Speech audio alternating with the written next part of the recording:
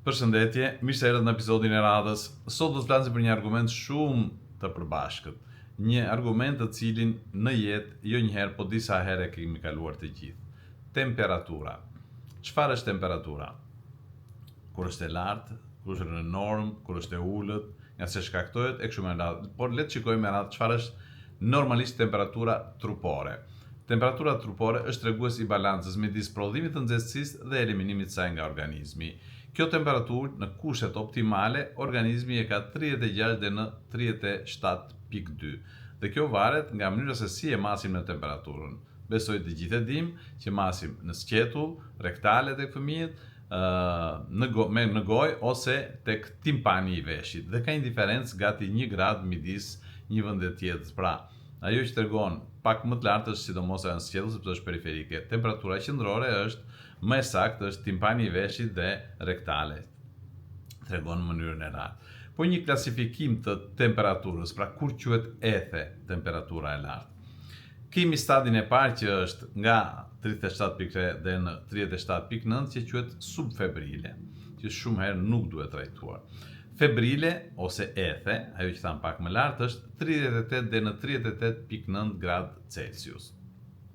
Temperatura e lartë është 39 dhe në 40, kur themi temperaturë e lartë, kuptojmë këto shifra, dhe hipertermi ose rrezik jete kur është mbi 40 gradë, sidomos tek fëmijët e vegjël. Kjo temperaturë duhet jemi shumë të kujdesshëm se mund të shkaktojë konvulsione, sepse shkatron vatra të trurit, qeliza të tëra të cilat na ngelen për gjithë jetën. Kush janë shkaqet më të shumta të prodhimit ose të shkakut të temperaturës lartë? Infeksionet virale, nga gripi, nga covidi, nga virozat sezonale, mononukleoza e tjerë. Po ashtu infeksionet bakteriale, mund të shkaktojnë angina, pneumoni, infeksion urinar, apendicit, meningit e kështu me radhë. Inflamacionet jo infektive, siç janë sëmundjet autoimune ose reaksionet alergjike. Medikamentet ose edhe vaksinat në një kohë shumë të shkurtër mund të japin rritje të temperaturës dhe shumë mirë e dinë nënat me fëmijët e vegjël kur bëjnë vaksinë që 24 orë zakonisht kanë temperaturë. Goditja nga nxehtësia, e cila ndodh në mjedise me temperatura shumë të larta. Këto janë kryesisht në kushtet e sëmundshmërisë, por le të shikojmë me radhë dhe disa gjëra të tjera. Çfarë shenja dhe simptomas kanë, nga se shoqërohen ato? Djersitje shumë herë thua e kanë bërë ujë dyshekun ose jastëkun ose jorganin. Dridhje, dhimbje muskujsh, dhimbje koke, gjendje keqe malesere, takikardi ose trahura të shpeshta të zemrës, ndonjëherë konfuzion, sidomos tek të moshuarit. Humbje oreksit, lodhje, por sidomos dehidrim, humbje likideve. Për këtë arsye është shumë e rëndësishme kur këshillojmë trajtimin që pirja e lëngjeve është kryesore. Edhe një diçka tjetër. A tregon temperatura e lartë imunitet të fortë? Jo domosdoshmërisht. Temperatura e lartë tregon që sistemi imunitar është aktiv, jo sa i fortë është ai. Çfarë ndodh realisht? Kur trupi zbulon një infeksion, lëshon citokinat inflamatore, IL-1, IL-6, TNF-alfën. Këto sinjale i thon trurit të rrisi temperaturën. Pse? Sepse shumë mikrobe, temperatura e lartë i bllokon që të shumëzohen, që të shtohen në organizmin tonë. Pra, temperatura është mekanizëm mbrojtës, për këtë arsye themi që temperatura nuk duhet trajtuar ta shtojmë me se s'bën në normë, sidomos kur është febrile në asnjë mënyrë. Pra, temperatura do thotë reagim imunitar, jo notë e forcës së imunitetit tonë. Po nëse nuk ngrihet temperatura gjatë infeksionit, është normale, a kemi imunitetin në rregull? Kjo nuk do thotë automatikisht imuniteti dobët. Mund të ndodhi sepse infeksioni është i lehtë ose lokal. Organizmi reagon me shumë mekanizma të tjerë mbrojtës imunitar. Personi ka marrë ndofta më përpara një mjekim me paracetamol, me brufen ose me antiinflamatorë të tjerë.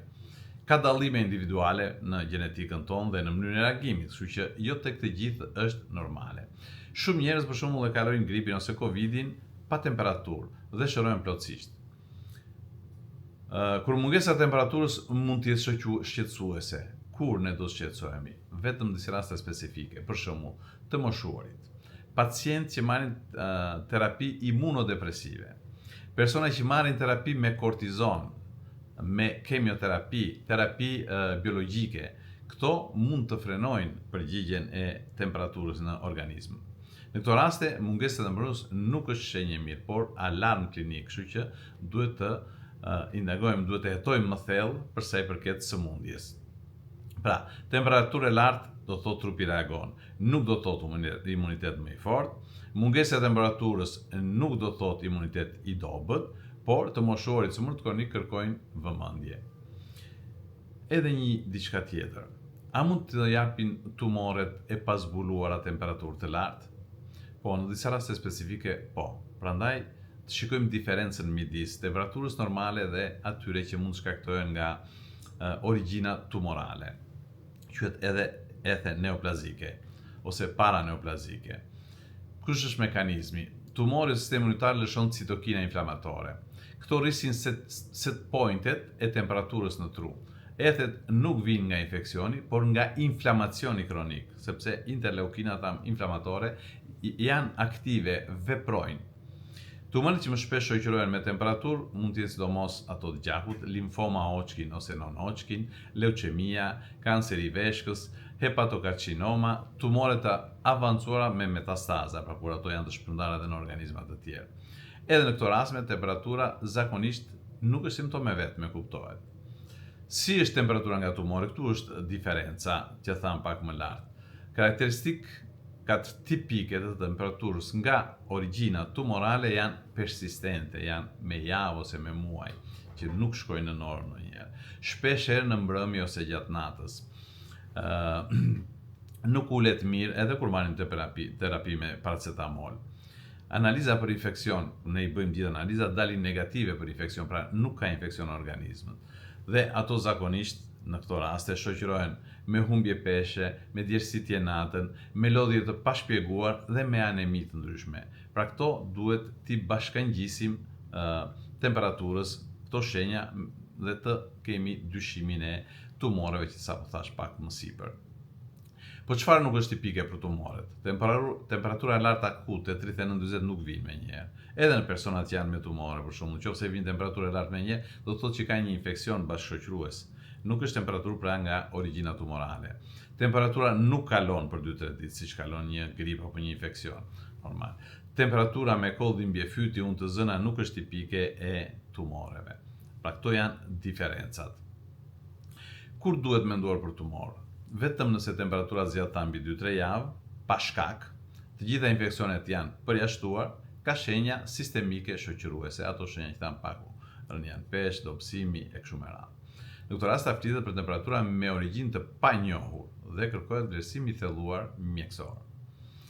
Pra, tumori mund të jap temperaturë, por nuk është shkak i rrallë, infeksionet janë shkaku kryesor, temperaturat e gjata dhe të paspjeguara kërkojnë kontroll.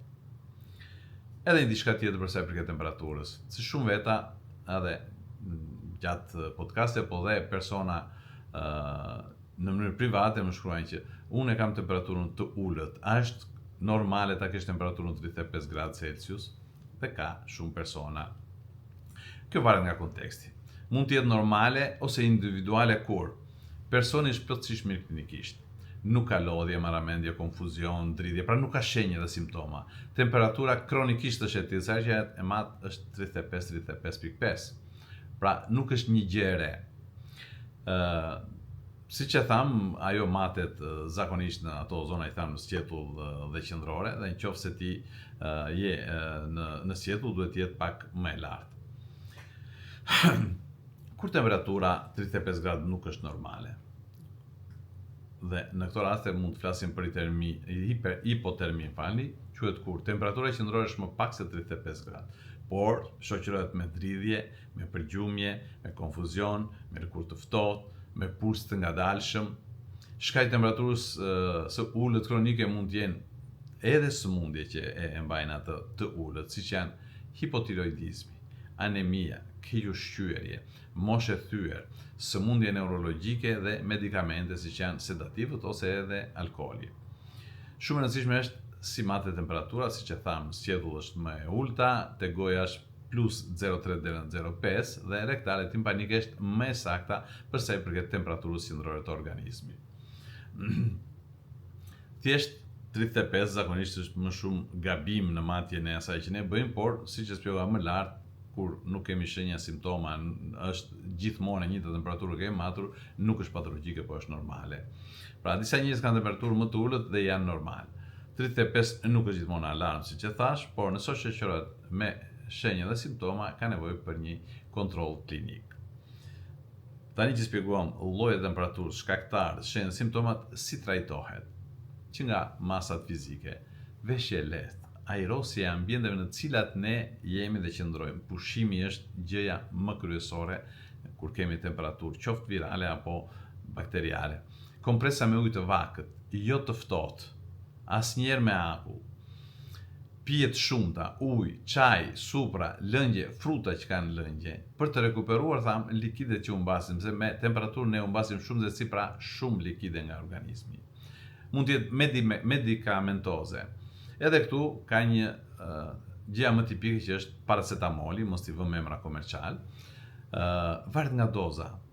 Çdo i rritur shumë herë marrin telefonin dhe thonë, ka marrë 2 herë çdo 6 orë, 8 orë nga 500 mg dhe nuk më ka rënë temperaturë poshtë 38-s. Tek i rritur është 1000 mg. Sepse është në bazë të peshës trupore që ne kemi. Po ashtu mund të merren dhe brufen nga 200, 400 apo 600 mg, edhe kjo në bazë të peshës trupore, çdo 6-8 orë, cili ka një efekt triple që nga analgjezik, antipiretik, por edhe antiinflamator. Nuk rekomandohet kombinimi i tyre pa këshillën e mjekut, kuptohet. Kur kërkohet ndihmë tek mjeku? Kur temperatura mbi 39 gradë nuk ulet edhe me mjekim, por me dozën e duhur, siç thash me 500 mg. Zgjat më shumë se 3 ditë, pra mbi 39. Shfaqje të dhimbje të forta, vështirësi në frymarrje, konvulsione, sipërgjumje e theksuar, tek foshnjat të moshore çdo temperaturë e lartë kërkon një vlerësim më të shpejtë, më të hershëm. Kujdesi dhe qetësia janë hapi i parë drejt shërimit.